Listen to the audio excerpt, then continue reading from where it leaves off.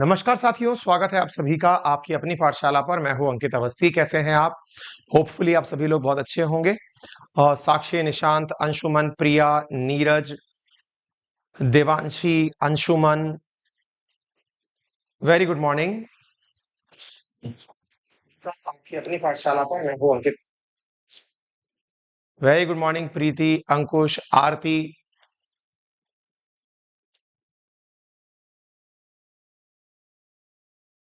सभी साथियों का स्वागत है। चलिए आज के सेशन में एंट्री करते हैं। नोटिफिकेशन नहीं आई? नोटिफिकेशन यार मैंने भेज तो दी है। एक मिनट और भेजने दो।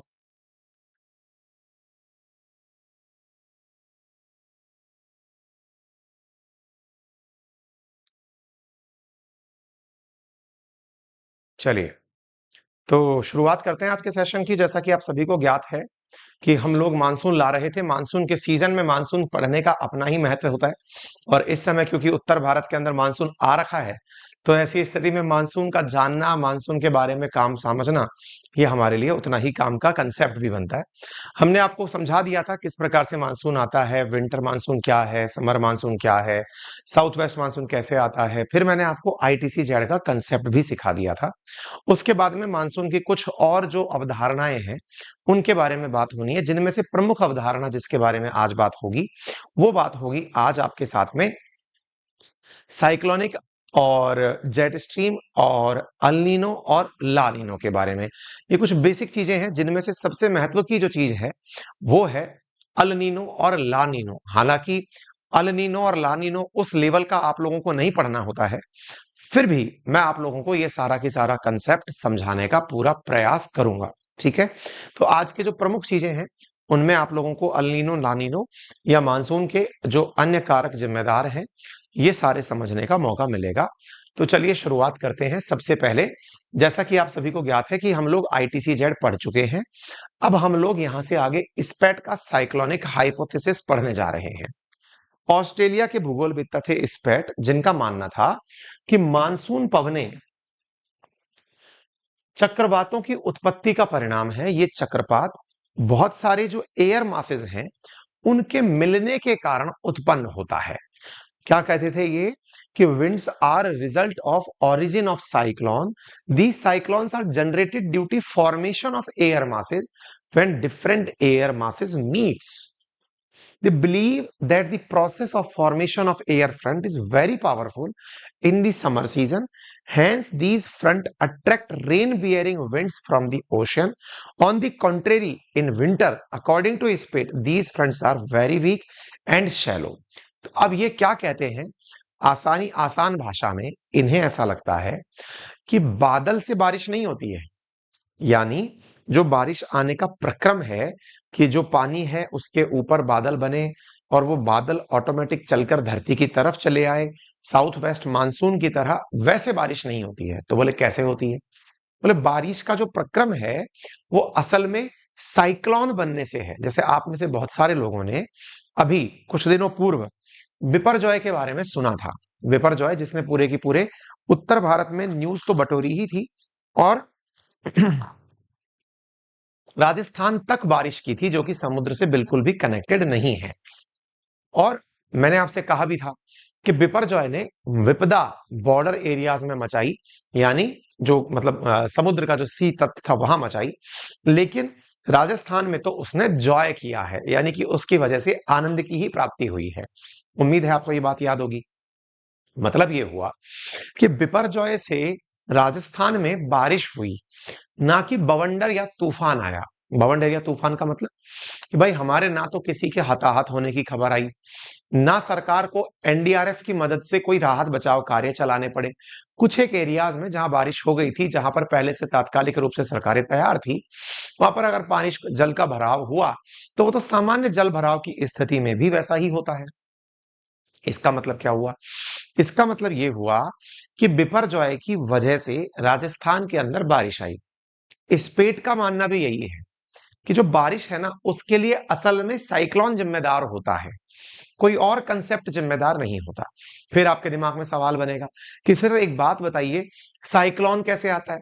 मैंने कहा यार ये तो मैं कई बार बता चुका हूं। बोले कैसे? मैंने कहा आपसे कहा है कि धरती का कोई भाग अगर गर्म हो जाए तो गर्म होने से वहां से एयर ऊपर उठ जाती है। एयर ऊपर उठ जाती है तो उस हल्के क्षेत्र को या और ये ऐसा होता कहाँ है? उदाहरण के लिए अगर मैं आपको भारत का मैप दर्शाने का प्रयास करूं तो भारत के मैप को आप देखें तो मान लीजिए कि ये भारत का हमने प्रायद्वीपीय भारत वाला हिस्सा दिखाया। इसके एक तरफ यहां पर खूब सारे अपने आइलैंड्स हैं जिनको आप अंडमान निकोबार कहते हैं, कुछ यहां पर हैं जिन्हें लक्षद्वीप वगैरह आप कहते हैं, ठीक है। तो अंडमान निकोबार और लक्षद्वीप समुद्र के बीचों बीच आइलैंड्स हैं। आइलैंड्स बिल्कुल लैंड भाग होता है। लैंड हमने कंसेप्ट सीख रखा है कि जल्दी कौन गर्म होता है? तो धरती गर्म होती है। जब धरती गर्म होती है तो जगह से मतलब वायु जो है वो ऊपर उठ जाती है। वायु जब ऊपर उठती है तो जगह खाली जो छूटी वो समुद्र के पानी से, जो समुद्र के पानी के ऊपर जो हवा है उससे कवर होने जाती है, यानी उसको अप्रोच करती हैं चीजें। यानी कि इसके चारों तरफ जो पानी के ऊपर का जो एयर मास है जो कि वाटर वेपर युक्त है वो इस लैंड मास की तरफ भागने लगता है। और जब लैंड मास की तरफ भागने लगता है तो मान लीजिए एक बार के लिए साधारण भाषा में समझें, ये कोई आइलैंड है। आइलैंड पर क्या है? लैंड है। लैंड की खासियत क्या होती है? जल्दी गर्म होती है। ये चारों तरफ क्या है? ओशियन है। ये रहा ओशियन, ठीक है ना। अच्छा, ओशन में क्या होता है? हवा देरी से गर्म होती है। जब जल्दी गर्म होती है तो गर्म होकर जल्दी ऊपर भी उठती होगी। जल्दी ऊपर उठती होगी इसका मतलब क्या हुआ? इस क्षेत्र में लो प्रेशर बेल्ट बनती है, लो प्रेशर क्षेत्र बनता है। वहीं जो ओशन वाला क्षेत्र है जहां पर पानी है जो कि तुलनात्मक रूप से धीरे गर्म हो रहा है, वो पानी हाई प्रेशर बेल्ट बनाता है। तो अब आप देखें, अंदर की तरफ लो प्रेशर है, बाहर की तरफ हाई प्रेशर है। हाई प्रेशर से लो प्रेशर की तरफ विंड चलने लगती है। तो देखो ये विंड चली, ये विंड चली, ये विंड चली, सब तरफ से विंड चलना शुरू करती है। जब लो प्रेशर क्षेत्र की तरफ विंड चलने लगती है तो जो चारों तरफ से आ रही हवा है वो एक जगह जाकर टकराने की स्थिति में पहुंच जाती है। जब वो टकराने की स्थिति में पहुंचती है तो आपस में टकराकर स्पाइरल होने लगती है अकॉर्डिंग टू कोरियोलिस फोर्स। आपको याद होगा नदर्न हेमिस्फीयर में कोरियोलिस बल राइट हैंड साइड मूवमेंट देता है, अर्थात जाने वाली हवा जा तो सीधी रही थी लेकिन वो हल्की हल्की घूम गई, ऐसे राइट हैंड साइड घूम गई। राइट हैंड साइड घूम गई से मतलब क्या हुआ? ये आपस में जब जाकर मिलने गए तो ये एंटी क्लॉकवाइज मूवमेंट करने लगे और एक स्पाइरल जैसी संरचना बन गई। अब आपने कहा चलो सर ये तो समझ में आ गया, ये आपका लैंड था जिसे आपने आइलैंड कहा, उसके चारों तरफ साइक्लोन जैसी सिचुएशन बन गई, हवा जो है वो इस तरह से गोल गोल गोल गोल घूमने लग गई। सर समझ में आ गया, ये वाली बात तो क्लियर हो गई कि हवा इस तरह से घूम रही है। लेकिन सर एक सवाल यहां पर बचा रह गया। हमने कहा बताइए क्या बचा रह गया भाई? बोले सर एक सवाल ये बचा रह गया कि ये जो हवा घूम रही है ना। मैंने कहा हाँ। बोले सर इस हवा के घूमने से लैंड के ऊपर ही सारा व्यवहार होना चाहिए, ऐसा क्यों होता है कि वो यहां से आइलैंड छोड़कर यहां तक पहुंच जाती है? मैंने कहा इसके पीछे का तो बड़ा कारण है। बोले बताओ।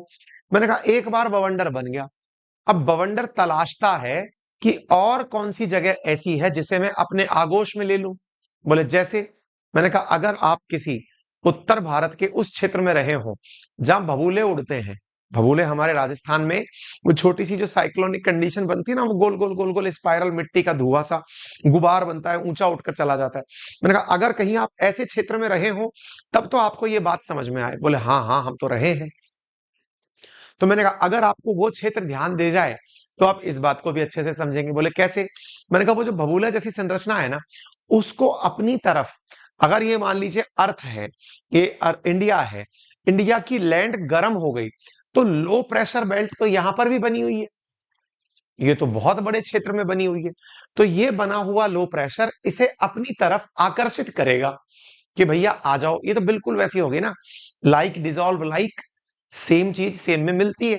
तो लो प्रेशर के कारण जब यहां स्थितियां ऐसी बनी हैं तो फिर ये इस तरफ भी बनेंगी, नंबर एक। दूसरी बात, अगर ये इस तरफ जाएगा और क्या कारण हो सकता है? मान लीजिए इस तरफ ये चक्रवात बना है, चक्रवात का मूवमेंट ओवरऑल किधर हो, तो अकॉर्डिंग टू कोरियोलिस फोर्स जिस तरफ भी चलना है उसे राइट ही चलना है। यानी ये चक्रवात किधर मूव करेगा, तो आंसर है ये राइट की तरफ ही मूव करेगा। बोले सर राइट की तरफ मूव क्यों करेगा? हमने कहा भाई वो इसलिए करेगा क्योंकि कोरियोलिस बल नदर्न हेमिस्फीयर में राइट की तरफ धकेलेगा उसे। हवा ही तो है वो, और वो हवा राइट की तरफ मूव करना चाहेगी। तो जब हवा राइट की तरफ मूव करना चाहेगी, भूत बोलते थे ना जिसे आप बचपन में, हाँ वही, हमारे भगूरा बोलते हैं उसको, है ना, भौरा जिसको जो भी बोलते हैं, खेत में देखा होगा आपने, है ना, हाँ बिल्कुल वैसा। तो ये चीज जो है वो इस तरफ खींचने लगेगी। तो मैंने कहा इस तरह से खिंच करके इस भूभाग पर जाना ऑटोमेटिक स्पेट के अनुसार कि पहले चक्रवात बनते हैं और कोरियोलिस बल और लो प्रेशर के कारण खिंच के चले जाते हैं। तो बोले सर पुराने लोगों में और इनमें क्या अंतर है? स्पेट ने ऐसा क्या बता दिया? मैंने कहा स्पेट ने भी एक बड़ा आंसर दे दिया। क्या आंसर दे दिया? कि गर्मी में ही मानसून क्यों आता है, सर्दी में क्यों नहीं आता है? बड़ा सवाल है, विचार करिए।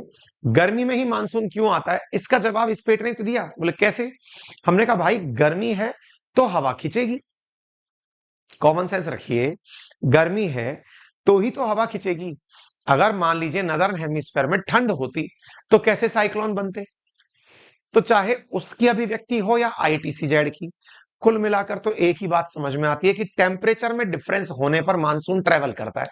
लेकिन हमने एक चीज और जान ली कि साइक्लोन के अनुसार की थ्योरी स्पेट ने दी है, बाकी कोई बात नहीं। क्लियर हो गया? यहां तक समझ में आ गया? कोई दिक्कत नहीं होनी चाहिए। तो स्पेट की थ्योरी भी हमें समझ में आ गई। अब एक और थ्योरी समझते हैं, इसका नाम क्या है? Jet stream theory. ये क्या कहती है? इस परिकल्पना के अनुसार मानसून की उत्पत्ति केवल धरातलीय जलवायु दशाओं को ही उत्तरदायी नहीं मानती, बल्कि क्षोभ मंडल में भी वायु प्रवाह को महत्वपूर्ण माना जाता है। अर्थात ये एक अपर लेवल तक जा रहा है। अपन क्या कर रहे हैं? समुंदर से पृथ्वी की तरफ हवा कैसे चल रही है इसकी बात कर रहे हैं। जेट स्ट्रीम परिकल्पना क्या कहती है? कि केवल एक ही कारक जिम्मेदार नहीं है, पानी गर्म हुई उठकर चली गई। कुछ हवाएं ऐसी हैं जहां पर जेट उड़ते हैं, यानी हवाई जहाज जहां उड़ते हैं, क्षोभ मंडल और उससे ऊपर समताप मंडल, उसमें ट्रेवल करती हैं। मतलब हवाओं का एक पूरा पूरा मतलब डायरेक्शन अपने वायुमंडल में भी होता है। बोले वो कैसे होता है? बोले होता तो वो भी उसी कारण से है। किस कारण से? कि एयर ऊपर उठी थी, घूम करके नीचे आई। अरे आप सबने मेरे साथ में एक चीज सीखी है कि नहीं सीखी है? क्या? कि मान लीजिए ये धरती है, अगर हम इस धरती को इस तरह से कहें कि ये इक्वेटर है, ये 23.5 है, ये 66.5 है, ये 23.5 है, ये 66.5 है, पढ़ा है अपन ने। इक्वेटर से जो हवा उठ करके आसमान में गई उसे कहां जाना था? 23.5 तक जाना था। कहां जाना था? 23.5 तक जाना था।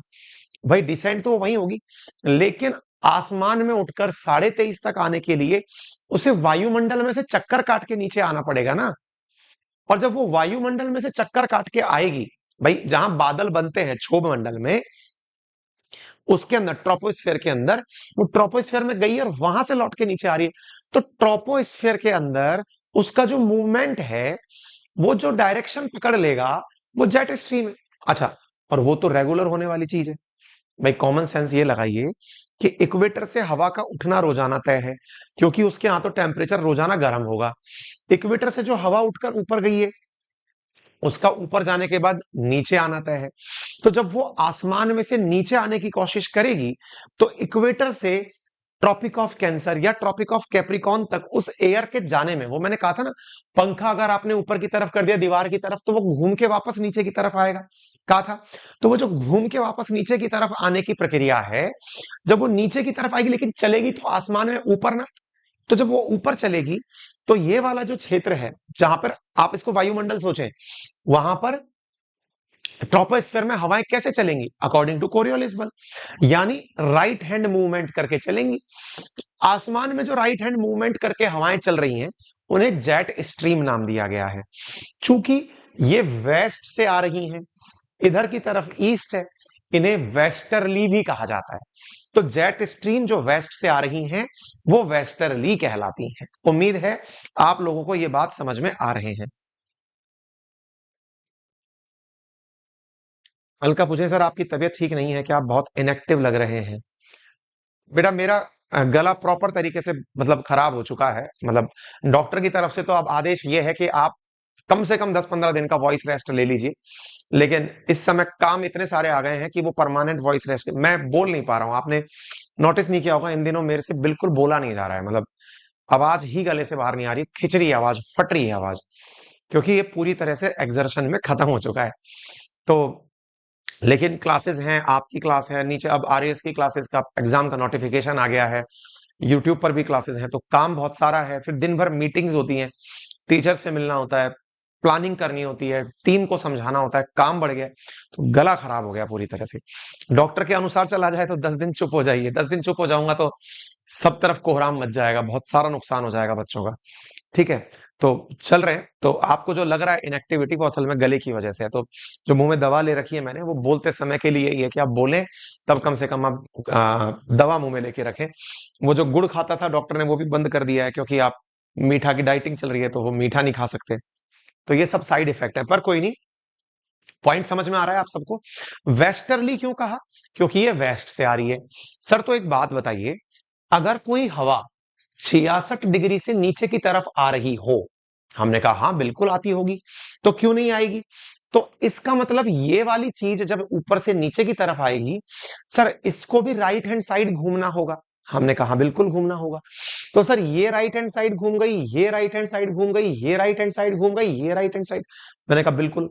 तो सर इसका मतलब ये हुआ कि ऊपर की तरफ पूरब और पश्चिम, अगर 23.5 से 66.5 के बीच में बात की जाए, तो ऐसी स्थिति के अंदर ये हवा अब ईस्ट से वेस्ट की तरफ जाती हुई दिखेगी। मैंने कहा बिल्कुल सही सोच रहे हो।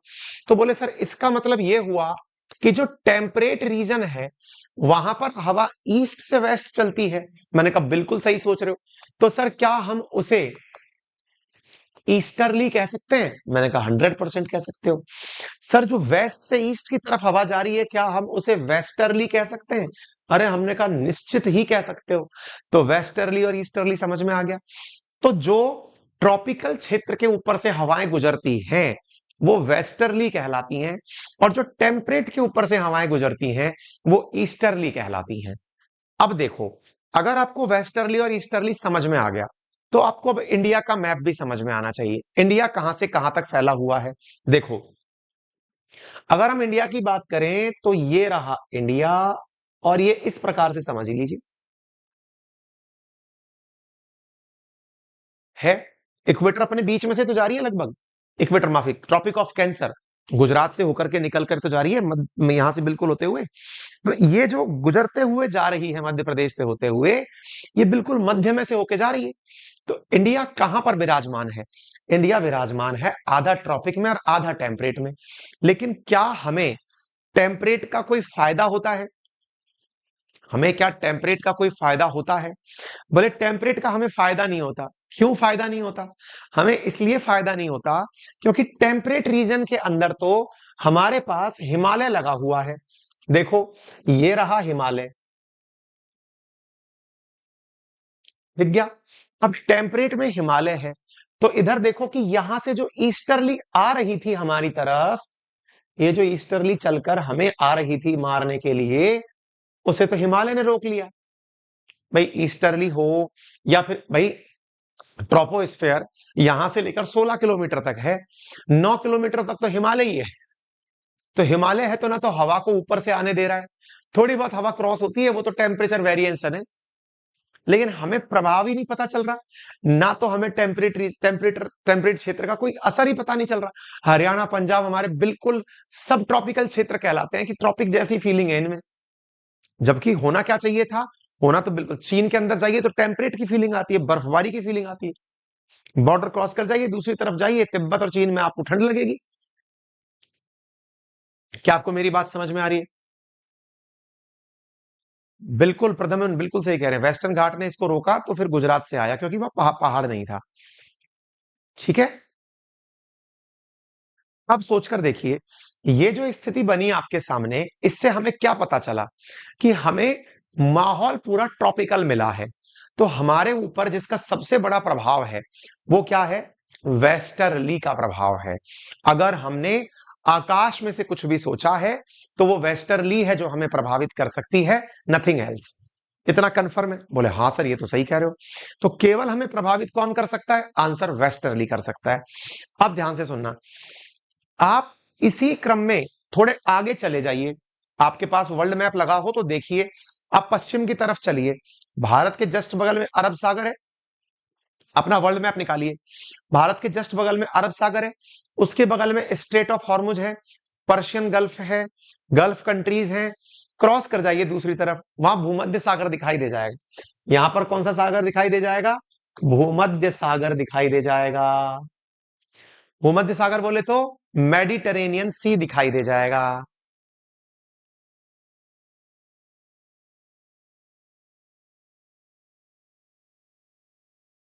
हाँ जी। सुमन ने लिखा पटना में बाढ़ आई हुई है। संदीप बोल रहे हैं कि अगर सुमन जी आप पटना में डूबी नहीं है तो मन लगाकर पढ़ लो। बहुत सही। दोनों ने ही एक दूसरे को सही जवाब दिया है ना? और हमारा आंसर यही है कि बेटा सही बात बोल रहा है वो बच्चा, अगर डूबी नहीं हो तो पढ़ाई कर लो। सूचना मत दो, हमारे पास तो दुनिया भर की सूचनाएं हैं। हम तो सूचना पे ही काम करते हैं ना। हमारे पास तो दिन भर जो भी दुनिया के किसी कोने में हो रहा है, मेरी 5 लोगों की टीम बस वही ढूंढने में लग रही है कि क्या हो रहा है दुनिया में, है ना? तो उसकी चिंता छोड़ दो, अपने पास पूरा सेटअप है ना बेटा, आ जाओ।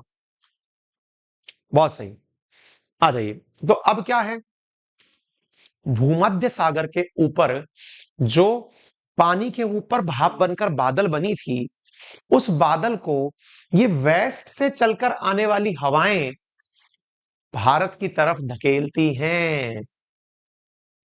ध्यान से सुनना, क्या केवल हमारे यहां बारिश के लिए क्या गर्म और ठंडे का अंतर ही जिम्मेदार है? आंसर है नहीं। एक और कारण है हमारे पास, और वो क्या है? वेस्टर्ली भी अपने यहां से वेस्टर्न वो मेडिटेरेनियन सी से पानी लेकर चल रही है, हवा को धक्का मारते हुए लेके आ रही है। इसी को आप वेस्टर्न डिस्टरबेंस कहते हैं।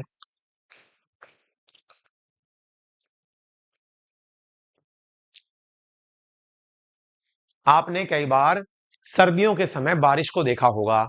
वेस्टर्न डिस्टरबेंस क्या है? वेस्टर्लीज के कारण आया हुआ डिस्टरबेंस। क्यों आता है? According to that, westerlies Mediterranean sea के ऊपर उठे पानी को धकेल कर पृथ्वी की इस तरफ लेकर आती हैं। वेस्टर्लीज के कारण वो चले हुए आते हैं। हिमांशी लिख रही है, सर सपना मैम का पढ़ाया हुआ समझ नहीं आता। कोई बात नहीं, सपना मैम की क्लास आज से रोक देंगे। आज नहीं होगी, ठीक है? चिंता मत करिए, अपनी क्लासेस होंगी। कल तो ईद थी, इस कारण किसी की भी क्लास नहीं हुई है।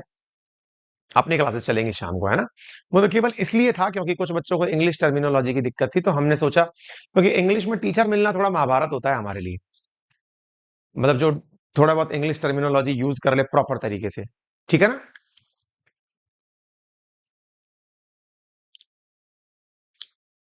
बताइए, इतनी बात समझ में आ गई? विशाल, छोटी इलायची और सौंफ को कुछ देर तक चबाएं। ठीक है विशाल, मैं करता हूं भैया, थैंक यू सो मच। बोलो भाई, इतनी बात समझ में आ गई? तो कुल मिलाकर के ये क्लियर हुआ कि कैसे अपने यहां पर जेट स्ट्रीम मदद करती हैं बारिश के लिए। तो आपको जेट स्ट्रीम की परिकल्पना समझ में आ गई होगी मेरे हिसाब से, इसको और समझाने की आवश्यकता नहीं है।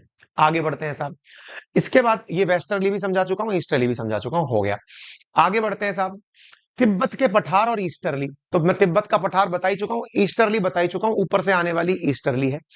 तिब्बत के पठार के बारे में यह कहा जाता है कि तिब्बत का पठार जितना गर्म होगा, दुनिया का सबसे बड़ा प्लेट्यू है, तो वहां उतना ही लो प्रेशर का क्षेत्र बनेगा। और जब तिब्बत का पठार है कहां पर, अपन अगर इंडिया को माने, ये इंडिया है मान लीजिए, तो यहां पर तिब्बत का पठार है। तो तिब्बत का पठार जितना गर्म होगा, वहां पर उतना ही लो प्रेशर का क्षेत्र क्रिएट होगा। लो प्रेशर का क्षेत्र क्रिएट होगा तो जहां जहां हाई प्रेशर है वो लो प्रेशर की तरफ चलने लगेगा, और हाई प्रेशर का लो प्रेशर की तरफ चलना स्वतः ही बारिश करने लगेगा।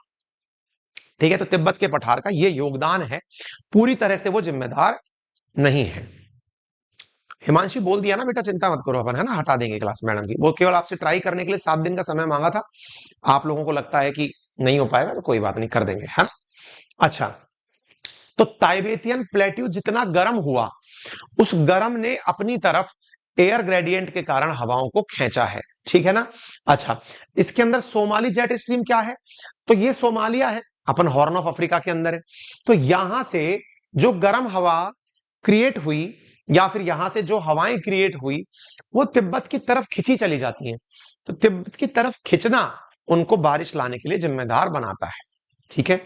इन सबसे ऊपर जो कंसेप्ट आपको सीखना चाहिए, बाकी तो सब छोटे मोटे कंसेप्ट हैं, these are not the permanent concept, जिन्हें सीखने से आपको मानसून समझ में आए। जो पढ़ने वाली चीज है ना, दैट इज अल नीनो और ला नीनो। इस शब्द को थोड़ा सा समझिएगा, और इसे समझते समय कुछ बातें आपको बेसिक फॉर्मेट में ऐसे समझनी पड़ेंगी। मैं जो मैप दिखाऊंगा ना आपको, ये थोड़ा कंसेप्ट है जो आपको सीखने लायक है। थोड़ा सा कंसेप्ट क्या है वो भी मैं आपको बताऊंगा। इंडिया पर क्या प्रभाव पड़ता है, ये रहा इंडिया। लेकिन सवाल है, बात इंडिया की कोई कर ही नहीं रहा है, तो कहां की बात कर रहा है। सर हमको तो ये पैसिफिक ओशन दिखाई पड़ रहा है ना। तो बोले सर हमको तो पैसिफिक ओशन दिखाई पड़ रहा है, हमें तो इंडियन ओशन की बात ही कोई नहीं कर रहा है। क्या है अल्नीनो और लानीनो, छोटा सा काम है वो समझ लीजिए। देखो भाई, आप सबको याद होगा, अपन ने वर्ल्ड ज्योग्राफी जब पढ़ी थी, मैंने आपको जल धाराएं पढ़ाई थी, याद है। वाटर ओशन करंट्स पढ़ाई थी, ओशन करंट्स, अगर याद आ रही हो। ओशन करंट्स जब पढ़ाई थी तब मैंने ये बताया था कि समुद्र का पानी घूमता रहता है पूरे टाइम। और जिन्होंने ओशन करंट रिवाइज नहीं की हैं, वो कृपया करके एक बार ओशन करंट पढ़ लें, ठीक है। तो जब हमने ओशन करंट्स पढ़ी थी, तो हमें यह समझ में आ गया था कि धरती पर सभी तरफ इक्वेटर से लेकर के पानी गोल गोल घूमता है और दूसरे तट से होकर ऊपर आता है। और अगर आपको ये याद हो, तो हमें ये अच्छे से मालूम होना चाहिए कि ये था इक्वेटर। मैं इसको दिखा देता हूं, ये था इक्वेटर। इक्वेटर पर पानी घूम रहा है, कहां से कहां घूम रहा है ये सब याद होना चाहिए भाई, पुरानी चीजें हैं, सब पढ़ा रखी हैं, ठीक है ना। अच्छा, अब ये जो चीज है ना, यो घूम करके, यूं इक्वेटर से पानी दूसरी दिशा में जा रहा है, बताया था। तो इक्वेटर से पानी जब घूम के जा रहा है, तो यहां ब्राजील के पास ब्राजीलियन करंट, एक बार ओशन करंट दोबारा देख लीजिएगा, ठीक है। ईस्ट से वेस्ट की तरफ इक्वेटर पर पानी घूम घूम घूमता घूमता जाता है, ओके। अब क्या होता है, अच्छा अभी एक बार कितना याद है कितना नहीं है आपको, एक बार मैं चेक कर लेता हूं। जरा बताइए बेटा, जो इक्वेटर से साउथ पोल और नॉर्थ पोल की तरफ करंट्स जाती हैं, वो कोल्ड करंट होती हैं कि हॉट करंट होती हैं, एक बार मैं आपको तो चेक कर लूं आपको कितना याद है। इक्वेटर से जो पोल की तरफ चलती हैं, वो कैसी होती हैं।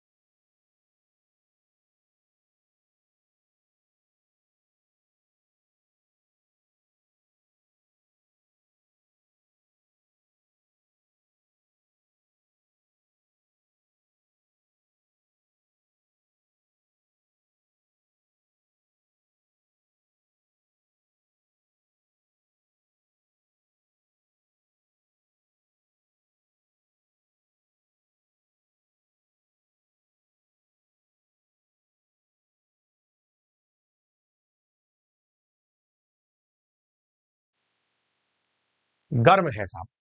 कुल मिलाकर सबको पता चल गया कि मामला गर्म है। मतलब यह हुआ कि यहां से जो भी नीचे जा रहा है दैट इज गर्म। ये गर्म कौन सी जगह पर आ रही है? ऑस्ट्रेलिया। ये कौन सा कॉन्टिनेंट है? ये कौन सा कॉन्टिनेंट है? ऑस्ट्रेलिया। ठीक है, ऑस्ट्रेलिया के पास से यहां से निकल रही है गर्म। अच्छा, मैंने वर्ल्ड मैप भी पढ़ाया है। ऑस्ट्रेलिया की जो बिल्कुल अड़ी हुई जगह है ना, ये वाली, मुझे जरा बताओगे यहां पर ऑस्ट्रेलिया के किनारे इस वाली जगह पर, जहां पर मैं पूछ ही लेता हूं, कौन सी खास जगह है इस जगह? कोई खास जगह है क्या यहां पे, अगर पहचान रहे हो? ग्रेट बैरियर रीफ, है ना? तो ग्रेट बैरियर रीफ से होकर के ये हवा, ये पानी जो है समुद्र में चल रहा है, ये सारा खेला, ये पानी यो घूमता घूमता जा रहा है। नीचे कौन मिल गया? नीचे अंटार्कटिका मिल गया। कौन मिल गया यहां पे? अंटार्कटिका मिल गया। अंटार्कटिका कैसा है? ठंडा है। तो ये क्या हुआ? इस ठंडे से जाकर टकराया। ठंडा, गर्म पानी आ रहा था, ठंडे से मिला। अब ठंडे के बगल में चलता गया, चलता गया, चलता गया, चलता गया। अब ये ठंडा हो चुका है। अब ये ठंडा हो चुका है। अब जब ये ठंडा हो चुका है तो देखो, अब ये यहां से, क्योंकि चक्कर बन गया, चक्कर बन गया, तो ये ठंडा पानी वापस घूम के ऊपर आने लगा। देखो जरा, बताओ आया कि नहीं आया? बोलो भाई। तो यहां पर ये ठंडा पानी ऊपर आने लगा, ये रहा ठंडा पानी, ये आ गया। ठंडा पानी जो ऊपर आने लगा, ये ठंडा पानी कहां से गुजर रहा है? साउथ अमेरिका की बगल में से। कहां से गुजर रहा है? साउथ अमेरिका की बगल से। यहां कौन से देश हैं? ये वाला जो देश है, ये तो हो गया पेरू। इसके नीचे ये वाला देश है, ये हो गया चिली।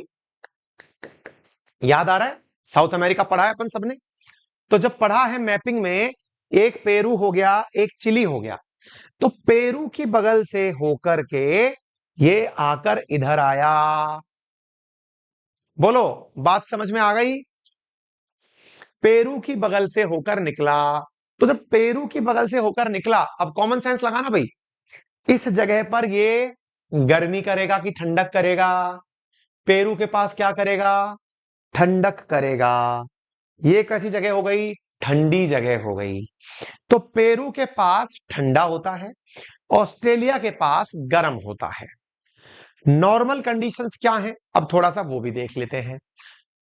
नॉर्मल टाइम पर क्या होता है, जो कोल्ड वाटर था कोस्ट के अलोंग, ये धक्का खा करके पानी एकत्रित होते हुए वहां चला जाता है। लेकिन जब बहुत लंबे समय तक चक्कर कटता रहता है, तो ऐसी स्थिति में साउथ अमेरिका की तरफ ईस्टर्ली विंड के प्रभाव में, जब ईस्टर्ली विंड कमजोर हो जाती है, तो वार्म वाटर जो है ना, वो साउथ अमेरिका की तरफ घूमने लगता है। अब ये क्या कहानी है साहब, ये बताइए। अब इसको थोड़ा सा समझते हैं। सामान्य कंडीशन में तो यहां पर पानी कैसा है? ठंडा है।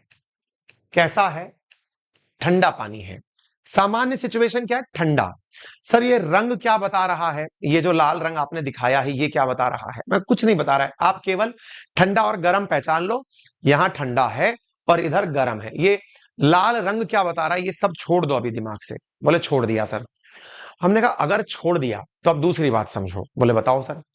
हमने कहा इक्वेटर से जो पानी बह रहा था, वो ऑस्ट्रेलिया के साथ में ये जो इंडोनेशिया है, या जो छोटे छोटे फिलीपींस जैसे ये छोटे छोटे आइलैंड्स जैसे देश हैं, यहां जाकर पानी अटक रहा था। अटक रहा था मतलब इतनी स्पीड से क्रॉस होकर इधर नहीं जा रहा था। देखो, समुंदर आर पार थोड़ी है भाई, ये इंडियन ओशियन है।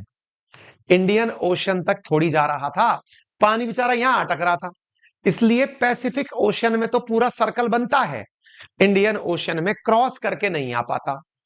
लेकिन सर ये कोई बैरियर थोड़ी लगा है, यहां पर तो बहुत छोटे छोटे से रास्ते भी हैं, स्ट्रेट भी हैं। समुंदर तो जुड़े हुए हैं ना सर आपस में। यहां से देख लो, मलक्का स्ट्रेट है, जावा स्ट्रेट है, तो ना कितनी सारी स्ट्रेट है जिससे इंडियन ओशन पैसिफिक ओशन से जुड़ा हुआ है। मैंने कहा निश्चित ही आपकी बात सही है, पर क्या आपको इसको देखकर ऐसा एहसास नहीं होता? बोले कैसा? मैंने कहा कई बार आप जब हाईवे से जा रहे होते हैं तो रास्ते में एक तो हाईवे सीधा हो और एक हाईवे ऐसा हो कि पुलिस वाले इस तरह से बैरिकेड लगा के खड़े हो जाएं। ये बैरिकेड लगाया, ये बैरिकेड लगाया, ये बैरिकेड लगाया, ये बैरिकेड लगाया। बोले हाँ तो मैंने कहा स्पीड में आ रही थी गाड़ी, 120 की स्पीड से गाड़ी चली आ रही थी धुआंधार, अचानक सामने बैरिकेड आ गया। बोले हाँ आ गया सर, तो अब?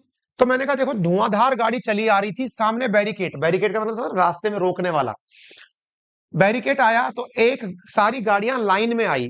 क्यों? क्योंकि इतनी सी जगह थी निकलने की, जगह सीमित थी निकलने की, तो बैरिकेड के कारण ये गाड़ी यूं निकल के जाएगी। बोले हाँ।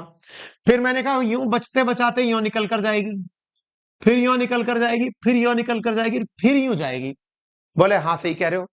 तो मैंने कहा अब सोचो, इतनी सारी गाड़ियां आ रही थी रोड पर भर के, लेकिन बैरिकेड लगने से यहां पर गाड़ियों को एक एक करके निकलने की मजबूरी हुई। देखो समुंदर से पानी इतना तेज चलते हुए आ रहा था, सामने बैरिकेड लग गया, बैरिकेड लग गया तो स्पीड स्लो करनी पड़ी पानी को। भाई निकलना है तो ठहर ठहर के निकलना है, सारा तो एक बार में निकल नहीं जाएगा, इतना सारा पानी एक बार में थोड़ी निकल जाएगा है। तो अब मुझे ये बताओ इस जगह पर क्या हो जाएगा? जाम लगेगा कि नहीं लगेगा? है भाई, यहां पर जो गाड़ियां रुक गई, एकदम बहुत बड़ा जाम लगा कि नहीं लगा ये बताओ?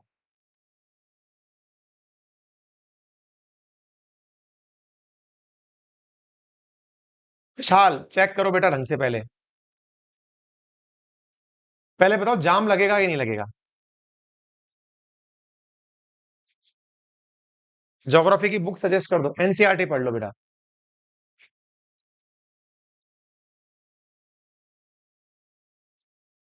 बताओ भाई, फटाफट कमेंट बॉक्स के अंदर जवाब दो। जाम लग गया, ट्रैफिक जाम हो गया। अच्छा कभी आप में से कोई भी व्यक्ति अगर जाम में गया हो तो ये जाम का एहसास हो गया होगा आपको? जाम लग गया, अच्छा यहां पर लग गया नॉर्मल परिस्थितियों में जाम, नॉर्मल परिस्थितियों में यहां जाम लग गया। ये जो लाल कलर दिख रहा है ना आपको, ये जाम का है। सर लेकिन लाल क्यों है? मैंने कहा लाल इसलिए है क्योंकि जो पानी गया था यहां पर वो ठंडा था कि गर्म था? बोले सर वो तो गर्म था। मैंने कहा गर्म था तो गर्म को दिखाने का तरीका क्या है? लाल रंग। तो मैंने कहा ये जो जाम लगा है यहां पर, इतना सारा गर्म पानी यहां इकट्ठा हो गया कि नहीं हो गया? बोले हाँ सर गर्म पानी इकट्ठा हो गया यहाँ पे। तो मैंने कहा उनमें से थोड़ा बहुत पानी रिस रिस के इधर की तरफ जाने की कोशिश तो कर रहा है, लेकिन कोई फायदा नहीं हो रहा। बोले हाँ सर सही कह रहे हो। मैंने कहा अच्छा। मैंने कहा अब एक बात बताओ, अब क्या है, मान लो, मान लो आप दूर से आ रहे थे धुआंधार जूम, आपने देखा आगे भाई साहब 1-2 किलोमीटर लंबा जाम लग रहा है। मान लो पुलिस की बैरिकेटिंग सुबह से लगी हुई थी शाम तक, भाई साहब पता चल रहा है 2-3 किलोमीटर लंबा जाम लग गया। अब जो 2-3 किलोमीटर के बाद खड़ा हुआ आदमी है, उसे थोड़ी पता है सामने क्या लगा हुआ है, उसे थोड़ी पता है सामने बैरिकेटिंग लगी हुई है। वो क्या सोचेगा, अरे 2-3 किलोमीटर बाद पता नहीं रोड पे कोई किसान आके बैठ गए, प्रोटेस्ट तो नहीं हो रहा, रास्ते में कोई भीषण हादसा तो नहीं हो गया, पता नहीं कितनी रातें यहां गुजारनी पड़ेंगी। तो वो आदमी क्या करेगा? मुझे ये बताओ, जब जाम लगता है तो आप क्या करते हो? इंसान की प्रवृत्ति बताओ, इंसान क्या करता है? मुझे बताओ, अगर जाम लगता है तो इंसान क्या करता है? पल्लवी ने तो आंसर दे दिया, बाकी लोग भी दे दो। यहां जाम लग गया,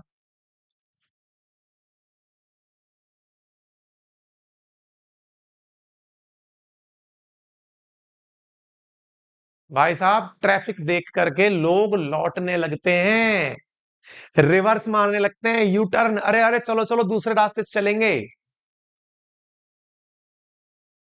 हाँ, निशांत ने कहा सो जाते हैं गाड़ी में। हाँ तो बहुत सारे लोग ऐसे हैं जो यहाँ पे सो जाएंगे, सोए हुए हैं ना, भीड़ बनी हुई है।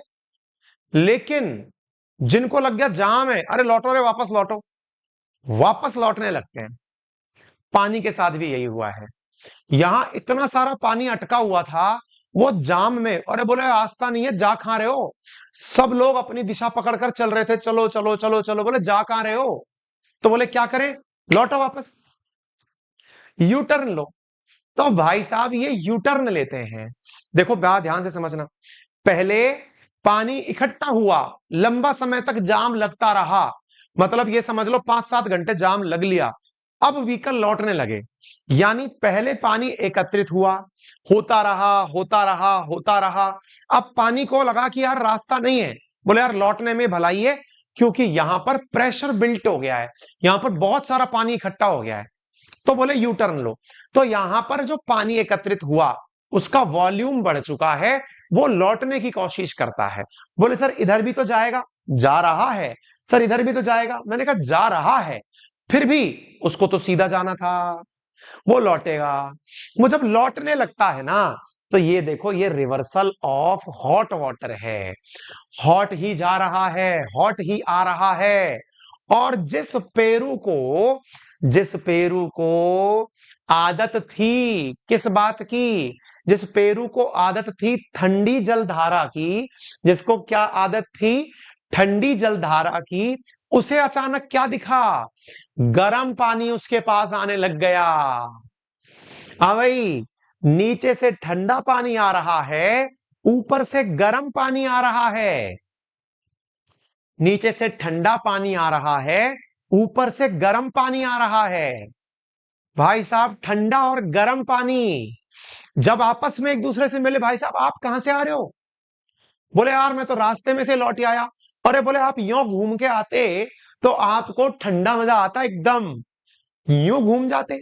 बोले आना तो पेरू ही था, मैं यहां से पेरू आ गया, तुम यहां से पेरू आ गए। अरे यार सर मजा हो गया यार, सर आओ आओ बैठते हैं, मिलते हैं, बैठते हैं, पार्टी करते हैं एकदम बढ़िया से, ठंडा और गर्म पानी बैठकर यहाँ पार्टी कर रहे हैं। भाई साहब वहां तो जाम लग रहा है, बोले पार्टी करो पार्टी करो। तो इससे क्या हुआ, ये जब दोनों बैठ के आप पार्टी करने लगे, तो बोले पार्टी करते समय यार भाई साहब अपन तो नॉन वेज वाले आदमी हैं, बोले लाओ मछली पकड़ेंगे। और एक गजब संयोग है सर, ठंडा और गर्म पानी जब मिलता है तो भाई साहब मछली उत्पादन बेहतरीन होता है। जब ठंडा और गर्म पानी आपस में मिलता है तो क्या होता है, मछली उत्पादन बेहतरीन होता है। दुनिया के वो सभी कोने, जैसे कुरोशियो और ओवेशियो यहां पर मिलती हैं, यहां पर गजब मछली उत्पादन है। न्यू फाउंडलैंड के पास में, अमेरिका के पास में, अमेरिका का ये वाला एरिया जो है, यहां पर गजब मछली का उत्पादन होता है। कहने का मतलब क्या है भाई साहब, कुल मिलाकर मतलब ये है गजब मछली उत्पादन होगा, मत्स्य पालन होगा, फिशरी होगी। लेकिन क्या रोजाना हो रही है क्या? नहीं, कई सालों में होता है ऐसा। कई सालों में क्यों होता है भाई? क्योंकि सर यहां पर प्रेशर बिल्ट होने में टाइम लगता है ना, जाम लगने में टाइम लगता है ना। तो ऐसी स्थिति में पेरू वालों के लिए गजब उत्सव का माहौल हो जाता है। यह उत्सव का माहौल जो कि पेरू पर टेम्परेचर चेंज होने से हुआ है, इसे ही अल नीनो ईयर कहा गया है। इसे ही अल नीनो ईयर कहा गया है। तो अल नीनो कब आता है? क्या हर साल आता है क्या? नहीं। जब पानी इकट्ठा होते चला जाता है, रिवर्सल होने लगता है। तो क्या हर साल की घटना है क्या? नहीं सर, कई बार 2 साल में, कई बार 3 साल में, कई बार 4 साल में। ज्योग्राफी वाले लोग बताते हैं कि 4 से 5 साल तो एवरेज लगता है अल नीनो सिचुएशन आने में। बोले सर इससे किसे फायदा हुआ? हमने कहा यार पेरू वालों की पार्टी हो गई। तो सीजनल रिवर्सल है ये, लेकिन समय के साथ होता है, पेरू के तट पर होता है, इसे अल नीनो कहा जाता है। अब सर एक बात बताओ, अभिषेक कह रहे हैं सर कहानी की तरह समझ में आ गया, बहुत अच्छे से एक्सप्लेन किया। अरे तो चिंता मत करिए, तो गला साथ नहीं दे रहा है, अदरवाइज तो भाई साहब अलग ही लेवल होता है इन चीजों को समझने का, आनंद आता है ना इनमें। अब बोले सर हमें क्या फायदा इससे, इनके यहाँ पार्टी हो रही है, हमें क्या फायदा? मैंने कहा आपको फायदा नहीं है, आपको तो नुकसान है। बोले क्यों? मैंने कहा इंडिया को असली फायदा कब होगा? बोले सर हमें असली फायदा तब होगा जब हमारे पास में वाटर वेपर ज्यादा बनेंगी। मैंने कहा आपको फायदा तब होगा जब ह्यूमिडिटी आसमान में ज्यादा होगी, तभी तो इंडिया की तरफ वो ह्यूमिडिटी खिंचकर जाएगी। मैंने कहा आपके लिए पता है भला भला किस बात में? बोले हाँ सर बताओ भला किस बात में। मैंने कहा आपका भला इस बात में है कि ये जो प्रेशर है ना ये और ज्यादा बिल्ट हो। बोले क्यों? मैंने कहा इससे पुलिस वालों को ये लगेगा कि बैरिकेड हटाओ, गाड़ियों को तेज गति से जाने दो, कई गाड़ियां बिना बैरिकेड तोड़े भागे जाएंगी, हटो भाई हटो यहां से, दंगामा होगा। तो बोले इससे क्या होगा? तो मैंने कहा इससे हम पानी क्रॉस करके यहां तक सोमाली और मेडागास्कर तक पहुंचेगा। मैंने कहा जब ये सोमाली और मेडागास्कर तक पहुंचेगा तब गर्म पानी पहुंचा है तो भाप भी ज्यादा बनाएगा, ज्यादा भाप बनाएगा तो वो इंडिया पर जाकर ज्यादा बरसेगा। अपने लिए गर्म पानी फायदेमंद है, ठंडा पानी फायदेमंद नहीं है। जितना गर्म उतनी भाप, जितनी भाप उतनी बारिश। हमें तो ठंड फायदा नहीं देती, तो हमें किससे फायदा है? ला नीनो से फायदा है। यानी हमें इसका उल्टा हो। उल्टा कब होगा? जब यहां पर इसका प्रेशर बिल्ट होगा। तो इसका मतलब सर ला नीनो का परिणाम है अल नीनो। मैंने कहा बिल्कुल, ये दोनों एक दूसरे के साथ जुड़े हुए हैं। ला नीनो स्थितियां ज्यादा रह लेती है तो अल नीनो आता ही है। मतलब ला नीनो और अल नीनो एक साथ जुड़े हुए हैं। ला नीनो आ गया, बोले अरे बहुत प्रेशर हो गया, लौटो लौटो लौटो, तो अल नीनो आएगा। ठीक है, ला नीनो भारत के लिए फायदेमंद है, अल नीनो भारत के लिए नुकसानदायक है। ठीक है, तो कई बार आप सुनते हैं कि ला नीनो सिचुएशन है इंडिया के लिए अच्छा रहेगा, अल नीनो सिचुएशन है इंडिया के लिए बुरा रहेगा। बोलो भाई अगर समझ में आ गया, लिखकर मैंने सारी बातें दे दी हैं, अब आप पढ़ लीजिएगा। बाकी मेरा कंसेप्ट मैंने आपको मानसून के ऊपर सिखा दिया है। अगर यहां तक कोई भी दिक्कत परेशानी हो तो मुझे बताएं। तो अपन को कितना सा याद रखना है? ला, ला नीनो हमारे लिए अच्छा है, अल नीनो बला टली। तो कई बार न्यूज़पेपर में जब आप लिखा देते हैं this is a El Nino year, this is a La Nina year, कोई फिक्स नहीं होता, सब लोग अंदाजा लगाते हैं, कोई इसका मेथड नहीं है, कोई तकनीक नहीं है इस बात की पता करने की कि क्या ये अल नीनो है कि क्या ये ला नीनो है। अंदाजा लगाते हैं कंपैरेटिव स्टडी करके कि तुलनात्मक इतने सालों में इतना ज्यादा गर्म पानी आया है या मछली उत्पादन बढ़ा है, उससे अंदाजा लगाते हैं। क्लियर? कल सैटरडे के दिन क्लास होगी आपकी और फिर मंडे से इकोनॉमिक्स शुरू कर देंगे, है ना?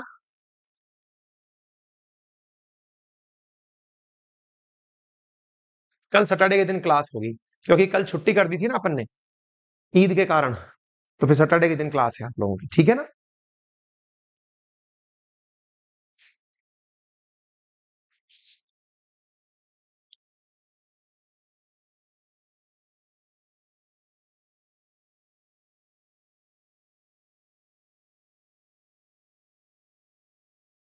ठीक है, चलिए, all good, thank you so much.